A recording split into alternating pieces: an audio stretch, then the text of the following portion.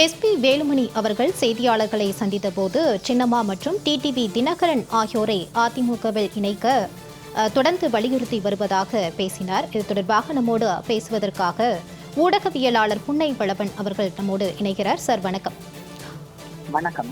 SP Velumani அவர்கள் பேசும்போது சொல்லியிருக்காங்க, சின்னம்மா மற்றும் டிடிவி தினகரன் கட்சியில இணைக்க வேண்டும், தொடர்ந்து நாங்கள் வலியுறுத்தி வரோம். ஆனால் தற்போது வரைக்கும் இபிஎஸ் இதுக்காக எந்த ஒரு நடவடிக்கையும் எடுக்கவில்லை அப்படின்னு சொல்லியிருக்காங்க. இதை நீங்க எப்படி பாக்குறீங்க சார்?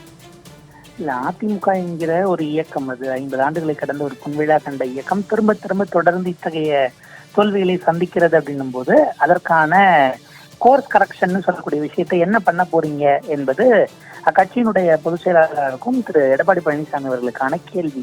இப்ப எஸ்பி வேலுமணி அவர்களே அவர் சந்தேகத்தோடு பார்க்கிறாருன்னா, அவருக்கு வெளியில் போவதற்கு பல்வேறு விதமான வாய்ப்புகள் இருந்தது. இன்றைக்கு ஆளுங்கட்சியாகிய தாவைக்கால இருந்து இதற்கு முன்பு ஆளுங்கட்சியாக இருந்த திமுக உட்பட பலராலும் அவர் நினைத்திருந்தால் போய் சேர்ந்திருக்க முடியும். ஆனா அவர் உள்ளுக்குள்ளே இருந்துட்டு கொடுத்த பதவி ஏற்றுக்கொள்ள மாட்டேன், நீங்கள் உரையாடலுக்கு வர வேண்டும், ஒரு கட்சி தலைவராக தனிநபர்களை விடவும் இயக்கம் பெரியது அப்படின்னு தலைமை கிட்ட உரையாடுகிற முயற்சியை தொடர்ந்து செய்கிறார் அப்படின்னும் போது திரு எடப்பாடி பழனிசாமி அவர்கள் போறவங்கெல்லாம் போலாம் அப்படின்னு தொடர்ந்து வெளியேற்றி கொண்டிருப்பது அந்த கட்சிக்கு சரிதானா என்று யோசிக்க வேண்டிய இடத்திற்கு கொண்டு வந்து அவரை நிறுத்தி இருக்கிறது. நீங்க அந்த இயக்கம் தன்னுடைய 52 ஆண்டு காலத்தை கடந்த வரலாற்றில் இப்படியான ஒரு நிலை, ஒரு 3வது இடத்திற்கு போய் நின்றதுங்கிறது இது மிக புதிதானது. அப்ப உடனடியாக நாம் விழித்து கொள்ள வேண்டும்.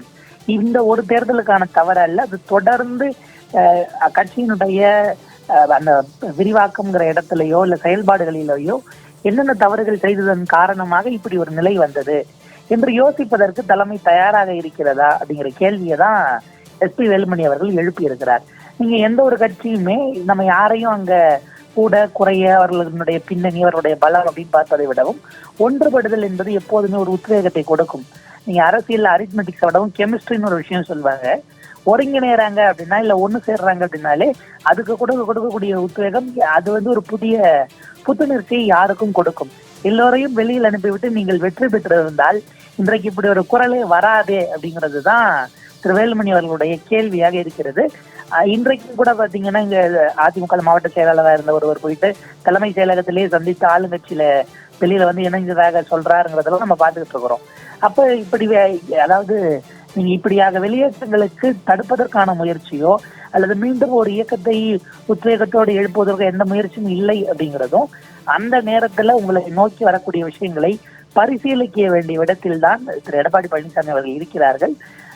எப்போதுமே பாத்தீங்கன்னா அவங்க எத்தனை பிரிவுகளாக, அமைப்புகளாக, கட்சிகளாக போயிருந்தாலும் அவங்க எல்லாம் ஒரே புள்ளியிலிருந்து தோன்றியவர்களாகத்தானே இருக்கிறார்கள், ஒரே கொள்கை கொண்டவர்களாகத்தானே இருக்கிறார்கள். அப்புறம் அந்த வகையில் அது அதிமுகவினுடைய பல்வேறு முகங்களாக இருந்தாலும் அது அதிமுகவினுடைய வாக்கு வங்கிகளாக அதிமுகவின் மீது நேசம் கொண்டவர்களாகத்தான் இருக்கிறார்கள் என்னும் போது பரிசீலிக்க வேண்டியதுதான் எடப்பாடி பழனிசாமி அவர்கள் என்ன முடிவெடுக்கிறாருங்கிறத பொதுக்குழுவை கூட்ட வேண்டும்ங்கிறதுலாம் ரொம்ப தேவையானதும் கூட.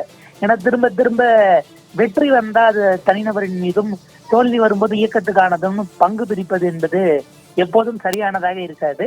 அப்படியான ஒரு நிலையிலிருந்து அந்த முடிவை எப்படி பரிசீலிக்க எடப்பாடி பழனிசாமி அப்படிங்கறத நம்ம கொஞ்சம் பொறுத்திருந்து தான் பார்க்கணும். சார், இணைப்புல உங்களோட விரிவான கருத்துக்களை பகிர்ந்து கொண்டமைக்கு நன்றி சார். நன்றி.